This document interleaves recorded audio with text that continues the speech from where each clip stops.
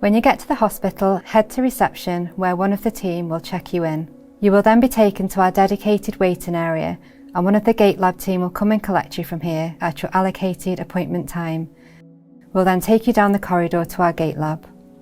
Our lab is inside a large room, and we have a technologist based in the lab who will also be present during your appointment.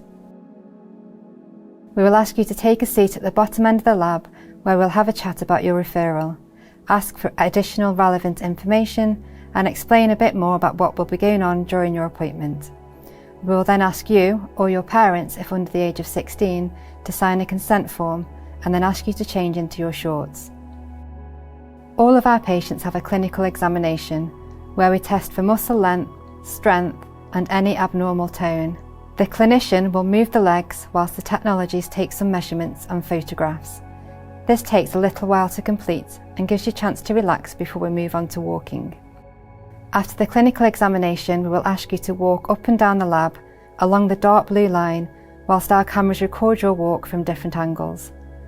We may ask you to do this a few times, barefoot, with shoes, and also with any splints that you might wear. This enables us to compare your walking under different conditions. But don't worry, you can have plenty of rest breaks if needed, and we will never ask you to do more than you can manage. After the video, we may undertake a number of different assessments. This could include 3D motion analysis, which involves sticking reflective markers to your lower legs to measure your joint ranges as you move. You will then do a bit more walking up and down the blue line, 4 to 5 times ideally. At the same time, we may stick extra sensors onto the legs to measure muscle activity whilst walking. We may ask you to walk over a pressure pad in the lab, which we'll pull out onto the walkway, and ask you to walk over this a number of times until we have collected 5 to 6 clean images of each foot. This enables us to look at the shape of the footprint and any unusual areas of pressure. We also have heel wedges and splints in the lab, which we can try out with you if we think they may help your walking, prior to referring you to orthotics if we think this might be relevant.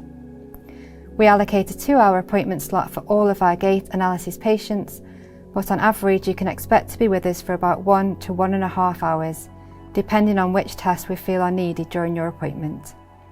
We hope this video helps you to feel prepared for your upcoming appointment with us, and we look forward to seeing you soon.